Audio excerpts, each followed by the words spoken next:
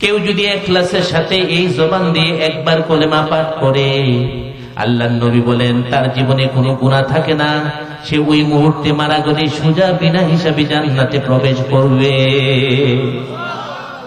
বিনা হিসাবে জান্নাতে প্রবেশ করবে। তাহলে জবান দিয়ে কলেমা পড়ে না চোখ দিয়ে কলেমা পড়ে, না নাক দিয়ে পড়ে, না হাত দিয়ে পড়ে, না পা দিয়ে পড়ে? জবান দিয়ে পড়ে। জবানের এত শক্তি, কেউ যদি ইখলাসের সাথে এই কলেমা একবার পাঠ করে, তার 80 বছরের শিরক গুনাহ মাফ হয়ে সে নিষ্পাপ হয়ে যায়, সে মাসুম হয়ে যায়, সে বেগুনাহ হয়ে যায়, তার উপর জান্নাত ওয়াজিব হয়ে যায়।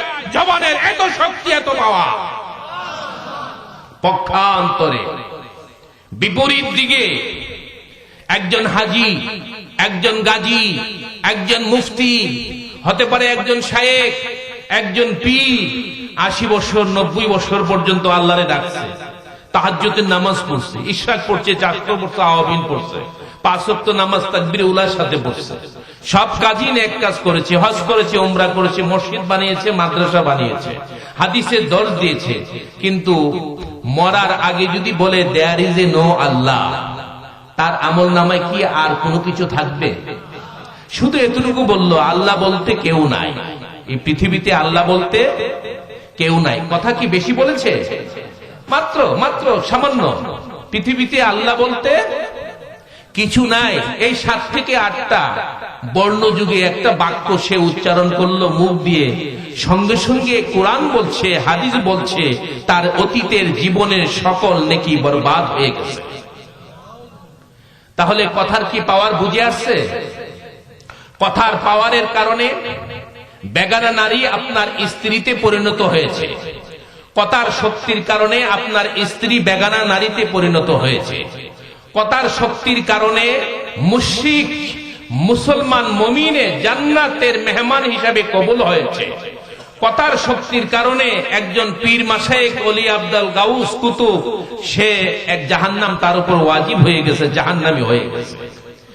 এই জন্যই আল্লাহ পাক বলেছেন, মা ইয়ালফিজু মিন কাউলিন ইল্লা লাদাইহি রাকিবুন আতীদ।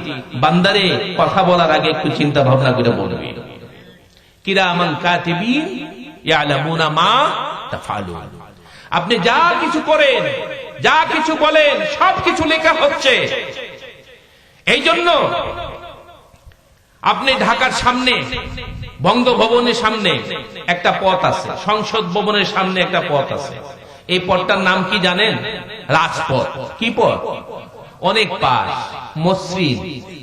পৃথিবীতে সবচেয়ে সুন্দর রাস্তা হলো ফ্রান্সের রাজধানী প্যারিস। প্যারিসের রাস্তা দিয়ে আপনি মাথার চুল আশ্রাইতে পারবেন, আয়নার মতন ঝকঝক করে। হ্যাঁ, গুগলে সার্চ দিবেন, পেয়ে যাবেন আমাদের কথাগুলো।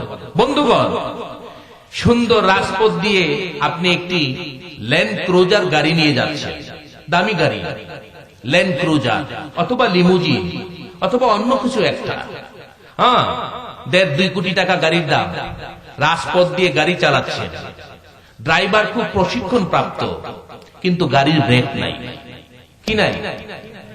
গাড়ি ভালো, রাস্তা হইল রাজপথ, ড্রাইভার হইল প্রশিক্ষণ প্রাপ্ত, কিন্তু গাড়ির কি নাই?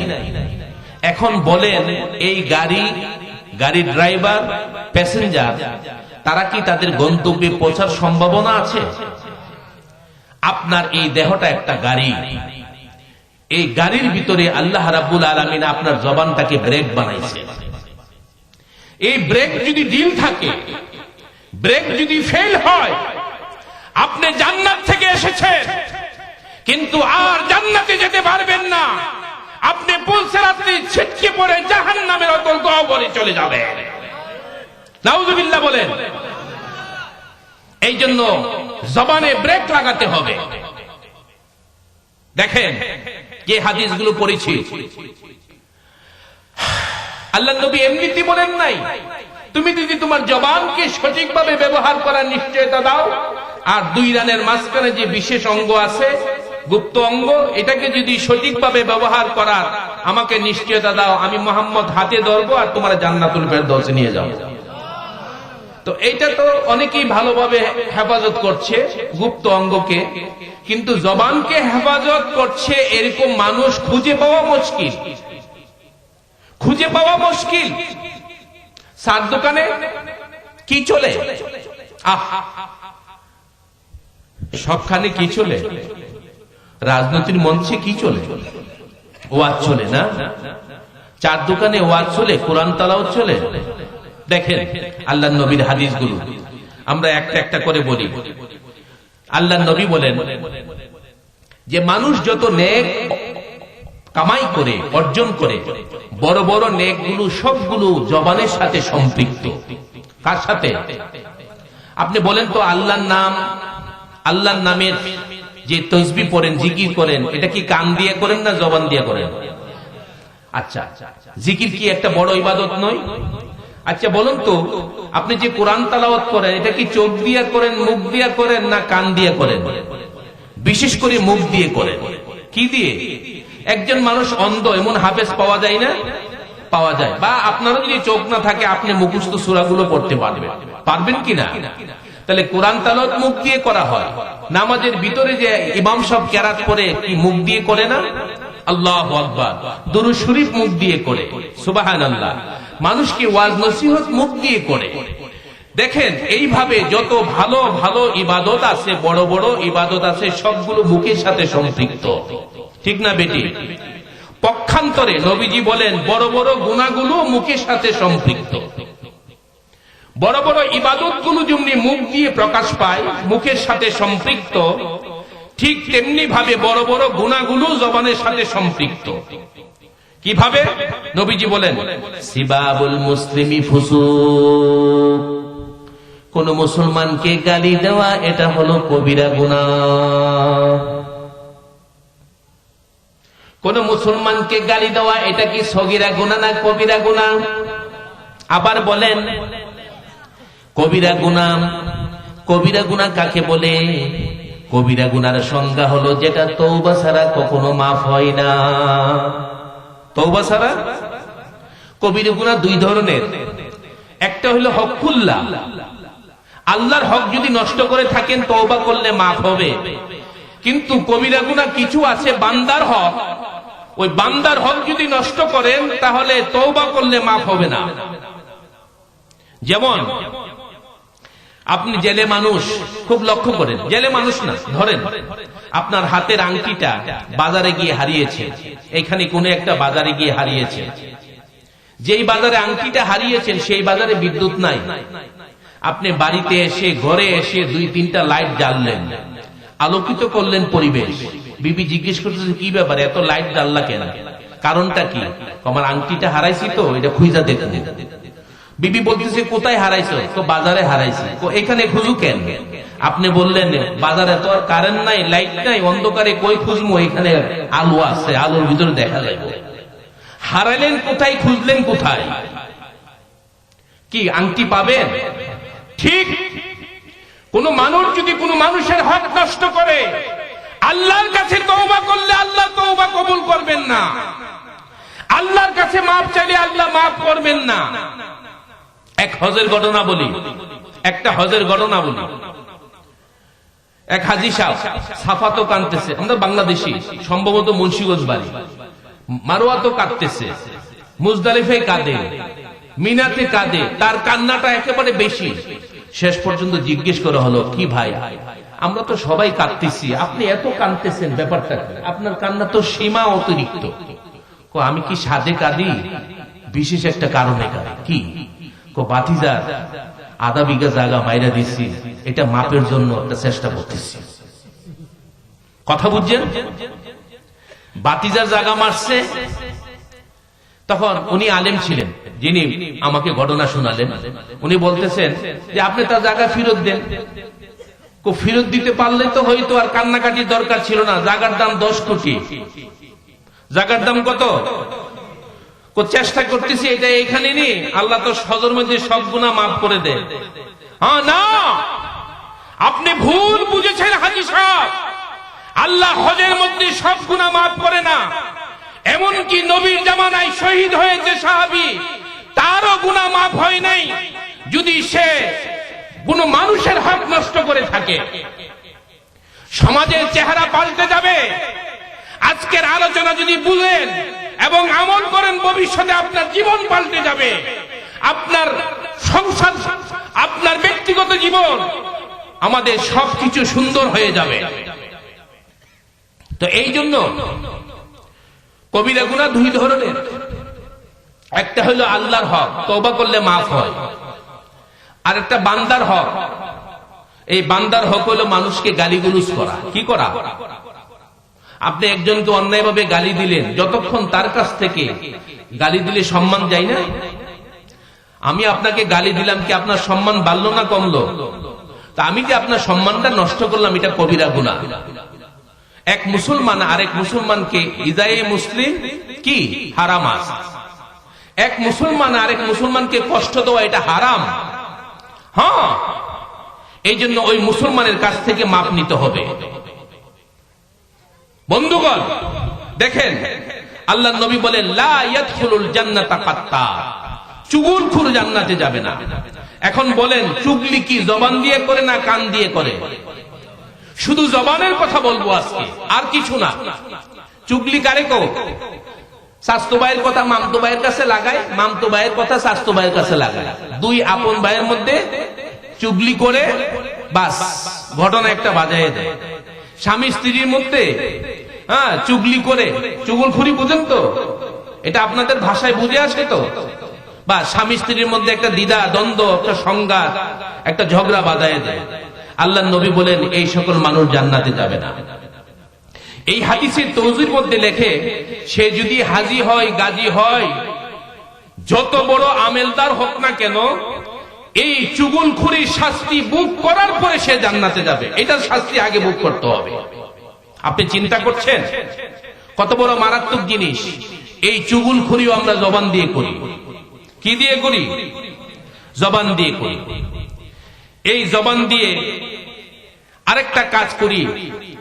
আল্লাহর নবী বলেন আতাদরুনা মাল গীবা, তোমরা কি জানো গীবত কাকে বলে? সাহাবায়ে কেরাম বলেন ক্বালু আল্লাহু ওয়া রাসূলুহু আ'লাম। গীবত কাকে বলে এটা আল্লাহ এবং আল্লাহর রাসূলই ভালো জানেন। সাহাবায়ে কেরামের আদবটা দেখছেন? আপনাদের কাউকে যদি কোনো মাসালা জিজ্ঞেস করা হয়, আপনারা না জানলেও দু তিনটা ফতোয়া দিয়ে দিবেন, ঠিক না কথাটা? আমাদের দেশে দুই শ্রেণীর মানুষ খুব বেশি। আমাদের দেশ দুই শ্রেণীর মানুষে স্বয়ং সম্পূর্ণ। কয় শ্রেণীর? এক হইল ডাক্তার, আর এক হইল মুফতি। কথা বুঝছেন? যিনি মাসালার ম জানে না, সেও একটা সমাধান দিবে। যিনি ডাক্তারি ড জানে না, সেও আপনাকে একটা প্যারাসিটামল, না হয় একটা নাপা, না হয় একটা গাছের পাতা চিপ্পা খাও, না হয় তুমি এটা করো। দেখবেন যে ডাক্তারের কাছে যাওয়ার আগে আপনি অনেক প্রেসক্রিপশন পেয়ে যাবেন। কথা কি ঠিক? এই দুই জিনিসে আমাদের দেশ সমৃদ্ধ। আরেকটা জিনিসে আমাদের দেশ মহা সমৃদ্ধ, সেটা হলো পরনিন্দা। এটা হলো মহা সমৃদ্ধ। আগের গুলো সমৃদ্ধ, এটা হলো কি মহা সমৃদ্ধ, মানে একবারে বেশি পাওয়ারফুল। পরনিন্দা কি বলেন? এই পরনিন্দাকে আরবিতে গীবত বলে। কি বলে? হ্যাঁ, আমাদের দেশে পরনিন্দা একেবারে গীবত। আরবিতে কি বলে? গীবত। আর অনেক আগে বড় লোকেরা ঘি ভাত খাইতো। কি খাইতো? বড় লোকেরা, ধনী লোকেরা ঘি ভাত, মানে গরম ভাত ঘি দিয়ে খাইতে স্বাদই আলাদা। বর্তমান জামানায় সেই ঘি ভাত নাই, কিন্তু পরনিন্দা নামক ঘি ভাত সমাজের মধ্যে পুরাপুরি চালু আছে। ঠিক না বেটি? হ্যাঁ, এটা খুব সুস্বাদু। শেখ সাদী রহমাতুল্লাহি আলাইহি গুলিস্তার মধ্যে বলেন, একটা উপমা দিতেছে বুঝার জন্য। হ্যাঁ, চালনি এবং সুই। চালনি চিনেন? গুড়ি চালে, আটা চালে। বুঝতেছেন? পিছনের ভাইরা বুঝতেছেন? চালনি এবং সুইয়ের মধ্যে তর্ক লাগছে। কি লাগছে? কথাবার্তা, বিতর্ক অনুষ্ঠান। একদিকে চালনি, আরেকদিকে কি সুই। চালনি কয় সুই, ও সুই, তোর জীবনটা একেবারে বৃথা, তোর জীবনটা একেবারে বিনাশ। সুই বলে, ভাই কি হয়েছে বলেন তো দেখি একটু। তুই কি দেখোস না তোর পাছার মধ্যে কত বড় একটা ছিদ্র? সুই কিছুক্ষণ চুপটুপ থাইকা, কাল্পনিক কথা তো শেখ সাথে এইভাবে উপস্থাপন করেছেন। সুই বলে, ভাই আমার তো সারা দেহে কোনো ছিদ্র নাই, শুধু পাছার মধ্যে একটা ছিদ্র, তোমার তো সারা দেহের মধ্যে ছিদ্র। এই সমাজে যারা সবচেয়ে ক্রাইমবাজ, যারা সবচেয়ে খারাপ, সবচেয়ে নগণ্য, সবচেয়ে জঘন্য, তারাই মানুষের সমালোচনা করে বেশি, তারাই মানুষের গীবত করে বেশি, তারাই মানুষের দোষ ধরে বেশি, তারাই পরনিন্দা করে বেশি। এই যে আসতে বললে হবে? যারা বলেন না আমি মনে করবো আপনারা ওই দলে। বন্ধ কর। কষ্ট পাচ্ছেন? মাশাআল্লাহ, প্যান্ডেল তো ভরে গেছে, আমি তো খালি পাইছিলাম। আচ্ছা শুনেন, আপনারা মনোযোগ দিয়ে শুনবেন, কথা কিন্তু আসবে উপর থেকে। হ্যাঁ আচ্ছা ঠিক আছে, আলহামদুলিল্লাহ। আলহামদুলিল্লাহ বলেন। আমার প্রশংসা নয়, আমার প্রশংসা নয়, আমি কিছু না, আমি মাখলুক, আমি কিছু না। হ্যাঁ বন্ধুগণ, আবার পড়েন, লা হাওলা ওয়ালা কুওয়াতা ইল্লা বিল্লাহ, লা হাওলা ওয়ালা কুওয়াতা ইল্লা বিল্লাহ, লা হাওলা ওয়ালা কুওয়াতা ইল্লা বিল্লাহ। আল্লাহু আকবার, আল্লাহু আকবার। আল্লাহুম্মা সাল্লি আলান নবী। নাসরুম মিনাল্লাহি ওয়া ফাতহুন কারীব। মাশাআল্লাহ, জাযাকুমুল্লাহ খাইরা। বন্ধুগণ, এখন গীবত হইল আকবারুল কাবাইর। কবিরা গুনার মধ্যে সবচেয়ে বড় কবিরা গুনাহ হইল গীবত, পরনিন্দা। এই সমাজের মধ্যে গীবতকে চালিয়ে দেওয়া হয়েছে একটা বিরাট বড় ষড়যন্ত্রমূলক সংজ্ঞার মাধ্যমে, অজ্ঞতামূলক সংজ্ঞার মাধ্যমে গীবতকে সমাজে চালু করা হয়েছে। এই কথাটা ভালো করে শুনেন। প্রায় লোকে মানুষের গীবত করে সমালোচনা করে, তাকে যদি বলা হয় আপনি তার বদনাম করেন কেন, তখন আপনি বলেন আমি তো সত্য কথাই বলতেছি, আসলে তো সে চোর, আসলে তো সে সুদখোর, আসলে তো সে ঘুষখোর। এই ধরনের কথা বলে কিনা? মনে রাখবেন, একজন মানুষ যদি সুদখোর হয়, এই কথাটাই যদি আপনি তার পিছনে বলেন, এইটাই গীবত হবে। একজন মানুষ যদি ঘুষখোর হয়, এই কথাটাই যদি তার পিছনে বলেন, তাহলেই গীবত হবে। এই কথাটা তার পিছনে বলার আপনার কোনো অধিকার নাই। আপনি বলতে পারেন এমন একজন ব্যক্তির কাছে এই নিয়তে যে এই ব্যক্তির কাছে যদি তার ব্যাপারে আমি কথাটা আলোচনা করি, তাকে উনি সংশোধন করতে পারবে। এই সংশোধনের নিয়তে এমন কোন ব্যক্তির কাছে যদি কারো বদনাম করেন যে তাকে সংশোধন করতে পারবে, তাহলে গুনাহ হবে না, সওয়াব হবে। আর শুধুমাত্র তার সম্মান নষ্ট করার জন্য, তাকে ছোট করার জন্য চার দোকানে বসে, পুকুরের ঘাটে বসে, গাছতলায় বসে, বাসতলায় বসে যদি পরনিন্দা করেন, মনে রাখবেন এরা কবিরা গুনার মধ্যে বড় কবিরা গুনাহ। এই গীবত যার করলেন, যার সম্মান নষ্ট করলেন, সে ক্ষমা না দিলে আল্লাহও ক্ষমা করবেন না। বিশেষ করে তিনজন মেয়ে একসাথে হইলে এটা একটা হাইকোর্ট হয়ে যায়। কি হয়ে যায়? হাইকোর্ট হয়ে যায়। বাস, পুরুষের চেয়ে মেয়েরা বেশি সমালোচনায় মুখর, ঠিক না বেটি? হ্যাঁ, এই জন্য গীবত কবিরা গুনাহ, এটা জবান দিয়ে হয়। চুগলখুরি কবিরা গুনাহ, জবান দিয়ে হয়। গালিগুলুস, এগুলো কবিরা গুনাহ, জবান দিয়ে হয়। এগুলো বাদ দিতে হবে। জবানের মধ্যে ব্রেক লাগাইতে হবে। কি লাগাইতে হবে? দেখেন, এই জবান দিয়ে আপনি ইচ্ছা করলে এমন আমল করতে পারেন যে আমল সোজা টেনে আপনাকে জান্নাতে নিয়ে যাবে। আগে তো বলছে নবী জান্নাতে নিয়ে যাবে, এখন আমলই বলতেছে আমল নিজে আপনাকে জান্নাতে নিয়ে যাবে। এই হাদিসটা শুনেন, এটা মুসলিম শরীফের হাদিস। ইন্নাস ক্বালা রাসূলুল্লাহ সাল্লাল্লাহু আলাইহি ওয়াসাল্লাম ইন্নাস সিদকা বিররুন ওয়া ইন্নাল বিররা ইয়াহদি ইলাল জান্নাহ ওয়া ইন্নাল কিযবা ফুজুরুন ওয়া ইন্নাল ফুজুরা ইয়াহদি ইলান নার। সত্য, কেউ যদি জবান দিয়ে সত্য কথা বলে, এই সত্য কথা বলা এত বড় মহানেকি, শুধু নেকি না, এত বড় মহানেকি। কেউ যদি জবান দিয়ে সত্য কথা বলে অভ্যস্ত হয়ে পড়ে, অভ্যাসে পরিণত করে সত্য কথা বলা, এই সত্য কথাই তাকে টাইনা জান্নাতে নিয়ে যাবে।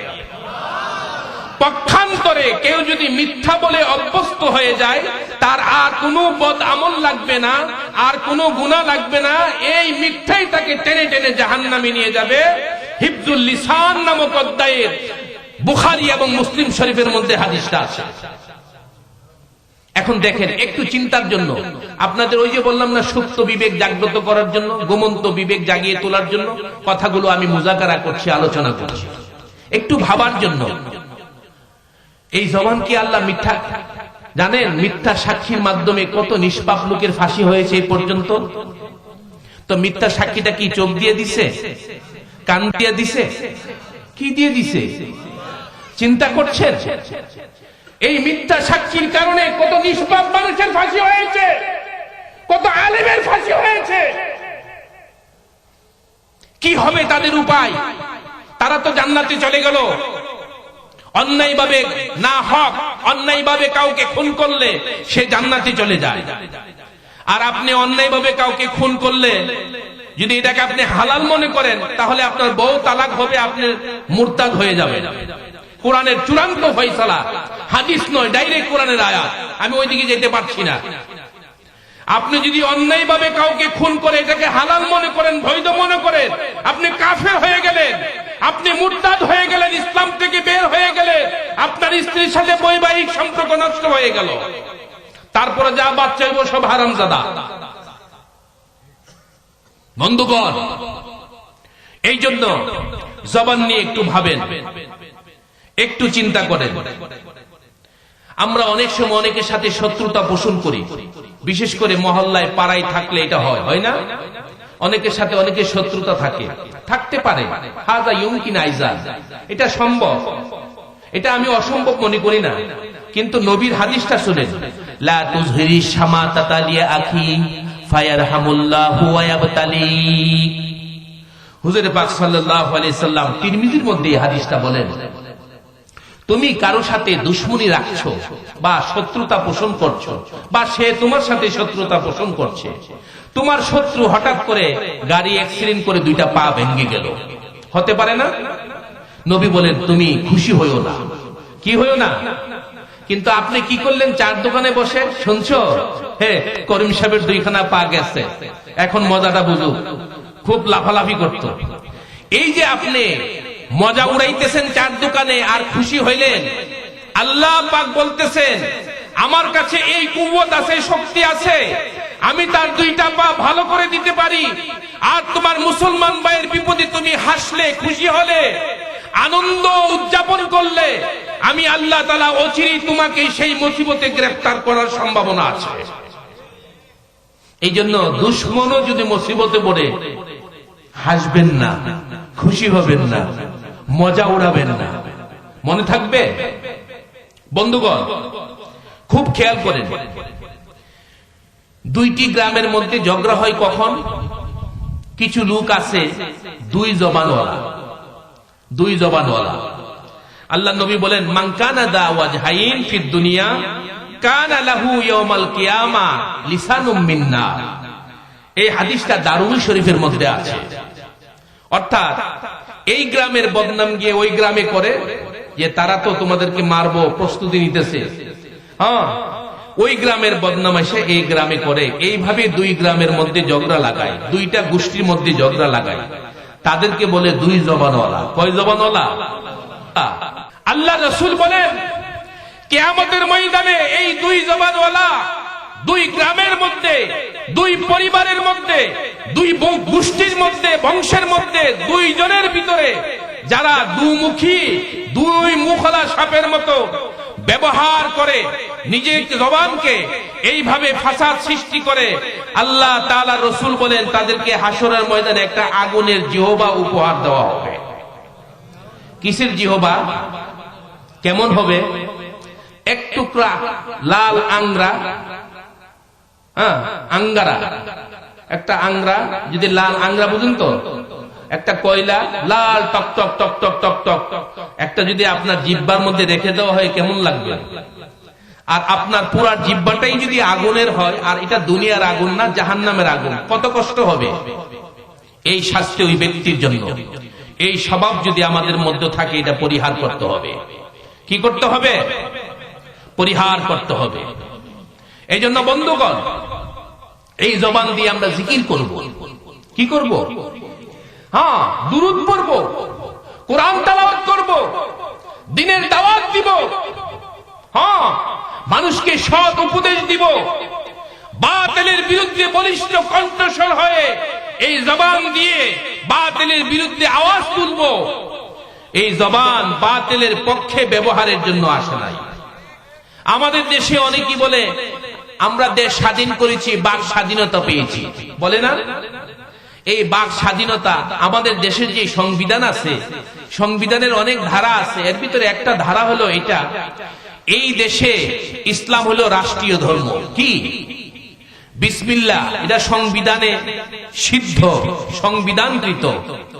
এই দেশের রাষ্ট্রীয় ধর্ম কি বলেন? হ্যাঁ, মনে রাখবেন, 5টি জিনিস বাংলাদেশে আছে, পৃথিবীর কোথাও নাই।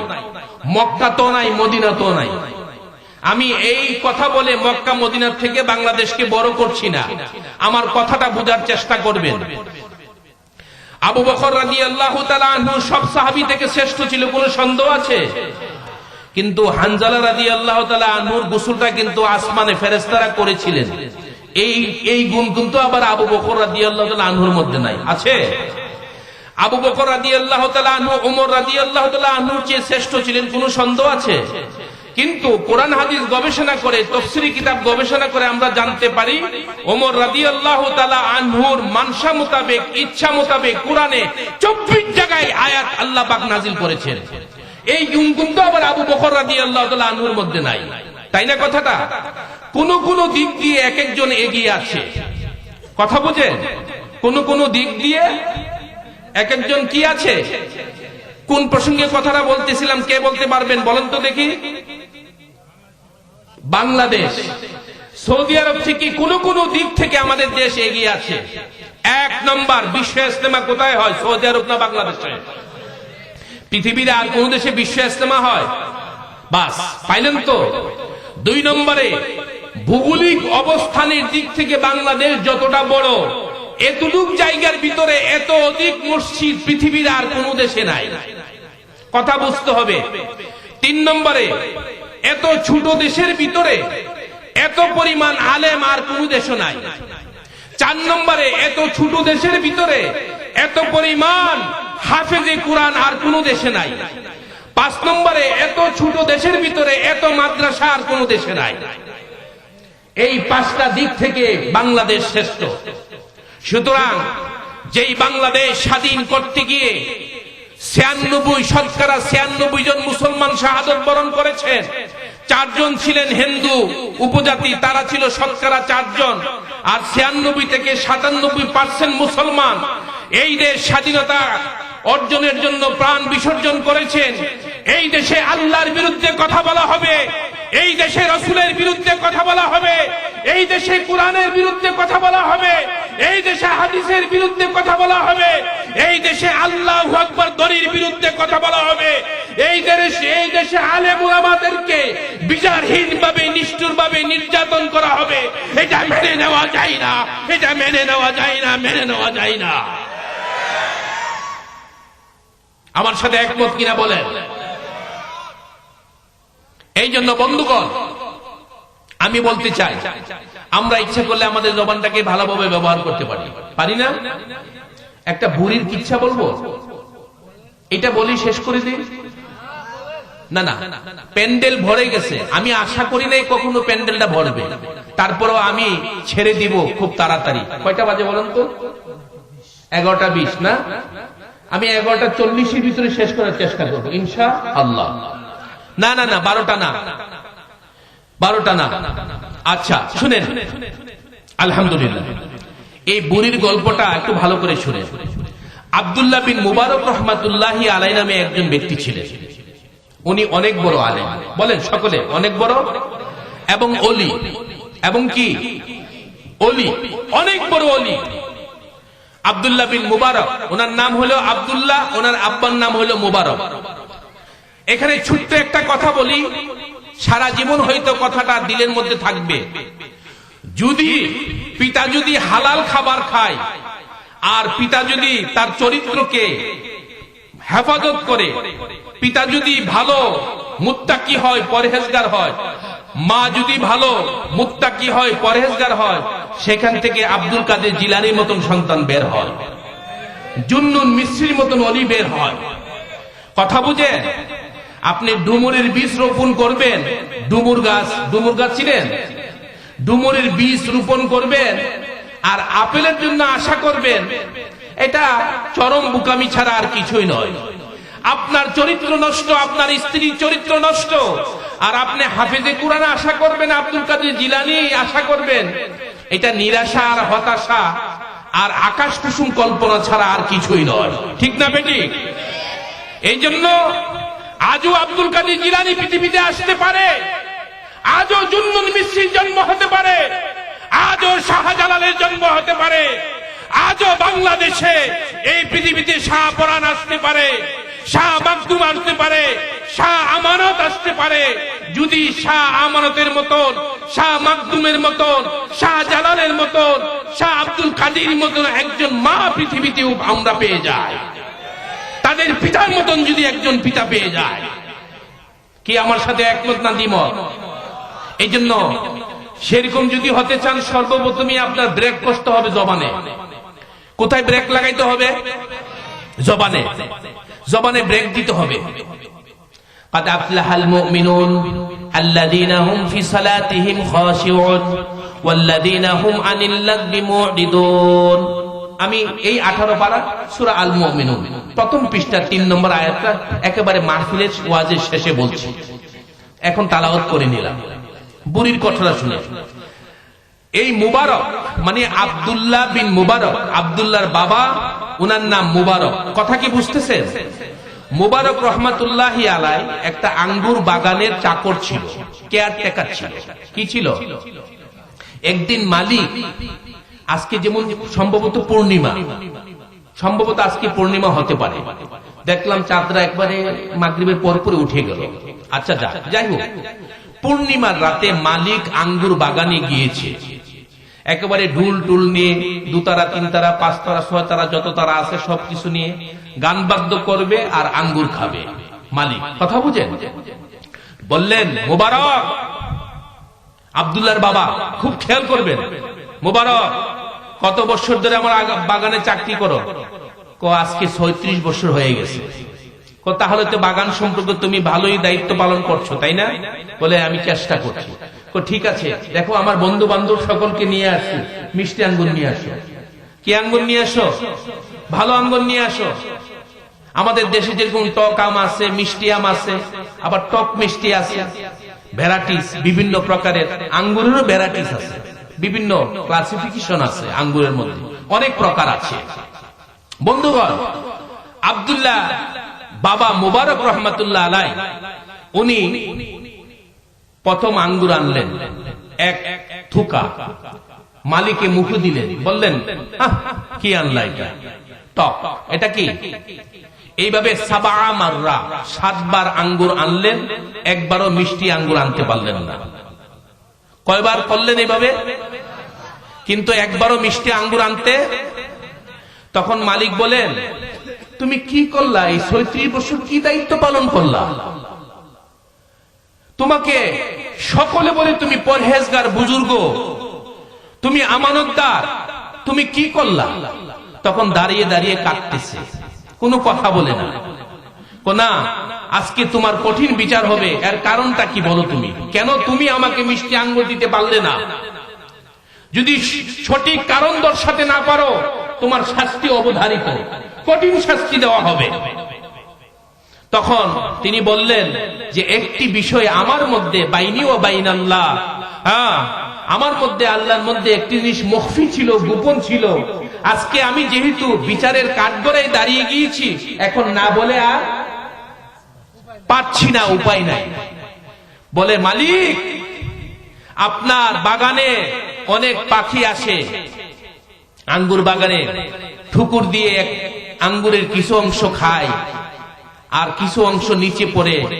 এমন একটা আমাদের ব্রাহ্মণবাড়িয়ার বাসায় বলি খাওয়া আঙ্গুর। কি খাওয়া আঙ্গুর, কথা বুঝেন না?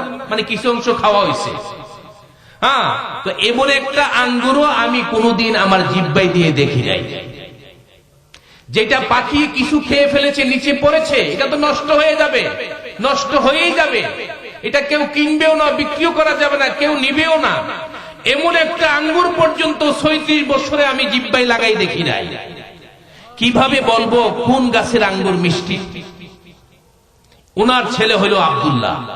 ওনার ছেলে কি অনেক বড় ওলি, বিশ্ব নন্দিত মুহাদ্দিস। এই আব্দুল্লাহ বিন মুবারক রহমাতুল্লাহ আলাইহি বাপসা বেটা সিপাসা গোরা আগান না পোড়া তো জরুর থোড়া, ঠিক না কথাটা? বাপ যেমন বেটা তো এমনই হইব, তাই না? পুরাপুরি না হলে অনেকটাই হবে। তো বাপ এত পরহেজগার ছিল, দিনদার ছিল, এই জন্য ছেলে বিশ্ববিখ্যাত মুহাদ্দিস হয়েছে। আব্দুল্লাহ বিন মুবারক রহমাতুল্লাহ আলাইহি উনি হজে গেলেন। হজে যাওয়ার পরে অনেক আগের কথা, হ্যাঁ আপনার 500 বছরের কম হবে না, আরো বেশিও হতে পারে, আরো বেশিও হতে পারে। হ্যাঁ হ্যাঁ 900 বছরের কাছাকাছি হবে। এর আগের ঘটনা বলছি, আব্দুল্লাহ বিন মুবারক রহমাতুল্লাহ আলাইহি। তো আব্দুল্লাহ বিন মুবারক রহমাতুল্লাহ আলাইহি হজ করলেন। তখন তো আর প্লেন ছিল না, ছিল মোটর গাড়ি, ছিল রেলগাড়ি, ছিল স্টিমার, ছিল ঘোড়া, গাদা, খচ্চর। আর যাদের এইগুলা নাই তাদের হইল 2 পা, ঠিক কিনা বলেন? এইভাবে হজ করত। তখনই ছিল হজের মজা, ঠিক না? এখন তো ছু আর ছা, আলহাজ, ঠিক না কথাটা? আবার নাম লেখার সময় আব্দুল করিম লেখলে, এই মিয়া আব্দুল করিম লেখে কেন? জানো না আমি হজ করেছি, আলহাজ আব্দুল করিম লেখো। আরে ভাই, এটা কি? আপনি কি নামের জন্য হজ করছেন? যদি নামের জন্য হজ করে থাকেন, আপনার চুল পরিমাণ সওয়াব হয় নাই, আপনার হজই কবুল হয় নাই। কে আপনার নামের আগে আলহাজ কে লিখবে, কি লিখবেন, এটা তার বিষয়, তাই না কথাটা? আপনি যদি বলে দেন এই আমার নামটা তুমি কি ঠিক করে এখন লিখতে পারো না, হ্যাঁ হ্যাঁ লেখো আলহাজ লেখো আগে, এরকম কি বলা ঠিক? হ্যাঁ। তো দেখেন, ওই জামানায় হজ করতে গিয়েছে যখন আল্লাহর ঘরের আশেপাশে মাত্র কয়েকটা ঘর ছিল, হ্যাঁ 2-1টা গাছ ছিল আর ধুধু মরুভূমি। আব্দুল্লাহ বিন মুবারক হজের সকল কাজকর্ম শেষ করে যার যার মতন দেশে প্রত্যেকে চলে আসে। উনি চিন্তা করলেন যে আরো 2-1টা দিন আল্লাহর ঘরের দিকে তাকায়া থাকি, তাকাইলেই তো সোয়াব, বৃষ্টির মতন সোয়াব পড়ে। আল্লাহর ঘরের দিকে তাকাইলে, হ্যাঁ আল্লাহর ঘরের দিকে তাকাইলে কি সব সময় আপনার উপরে কি পড়তে থাকবে? কিচ্ছু লাগবে না, নিয়ত করণ লাগবে না, উযু করণ লাগবে না, কিচ্ছু লাগবে না, তাকাইলেই সোয়াব। এর চেয়ে সহজ কোন সোয়াব আর শরীয়তে নাই। তো আব্দুল্লাহ বিন মুবারক রহমাতুল্লাহ চিন্তা করলেন আল্লাহর ঘরের দিকে তাকাইলেই সোয়াব, এই সোয়াব আরো কিছুদিন অর্জন করে যায়, কি দরকার এত তাড়াহুড়া করে বাড়িতে যাওয়া? হ্যাঁ, কয়েকদিন পর্যন্ত ওইখানে থাকতেছেন। তো বাইতুল্লাহ শরীফের তাওয়াফ করতেছেন, উমরা করতেছেন, একটু হাঁটাহাঁটি করতেছেন। একটু দূরে গিয়ে দেখতেছে একটা গাছ, এক গাছের নিচে কে যেন চাদর গায়ে দিয়ে শুয়ে আছে। এখন চাদরের নিচে নড়াচড়া নাই। এখন কি জিন্দা না মুর্দা আপনি কিছু বুঝবেন? পুরুষ না মহিলা বুঝবেন? কে বুঝবেন? হাত তোলেন দেখি। তাইলে বোঝা গেল সবাই মনোযোগ দিয়ে আলোচনা শুনতেছেন, তাই না? একজন হাত তুললি ধরা খাইতেন, কথা বুঝছেন বন্ধুগণ? চাদরের নিচে আব্দুল্লাহ বিন মুবারক চিন্তা করলেন আল্লাহ জানে জীবিত না মৃত, পুরুষ না মহিলা, কি করি রে? আব্দুল্লাহ বিন মুবারক চিন্তা করলেন সুন্দর একটা বুদ্ধি আছে, আগে সালাম দেই। কি রে? আব্দুল্লাহ বিন মুবারক সালাম দিলেন, আমার সাথে বলেন আসসালামু আলাইকুম ওয়া রাহমাতুল্লাহ। চাদরের নিচ থেকে ক্ষীণ কণ্ঠে একজন নারীর ক্ষীণ কণ্ঠে ভেসে আসলো, কিন্তু ওয়ালাইকুমুস সালাম নারী বলে নাই। নারী যা সালামের জবাব দিয়েছে ভিন্নভাবে। চাদরের নিচ থেকে একটা নারীর ক্ষীণ কণ্ঠ ভেসে আসলো, কিন্তু নারী ওয়ালাইকুমুস সালাম বলে নাই। সাধারণভাবে আমরা যেভাবে সালামের জবাব দিয়ে থাকি, সালামের জবাব দিয়েছে ভিন্ন স্টাইলে, ভিন্ন প্রকৃতিতে, বিভিন্ন অন্যভাবে। ওই মহিলা বলেছে সালামুন কাওলাম মির রাব্বির রহিম। পড়েন সালামুন কাওলাম মির রাব্বির রহিম। সালামের জবাব কিন্তু হয়েছে, হ্যাঁ, তোমার রবের পক্ষ থেকে তোমার উপর শান্তি বর্ষিত হোক। আব্দুল্লাহ বিন মুবারক চিন্তা করলেন, বুড়ি মানুষ, গলা দিয়ে ভালো করে আওয়াজও আসে না, আবার কোরআনের আয়াত দিয়ে আমারও জবাব দিচ্ছে। কি দিয়ে জবাব দিছে?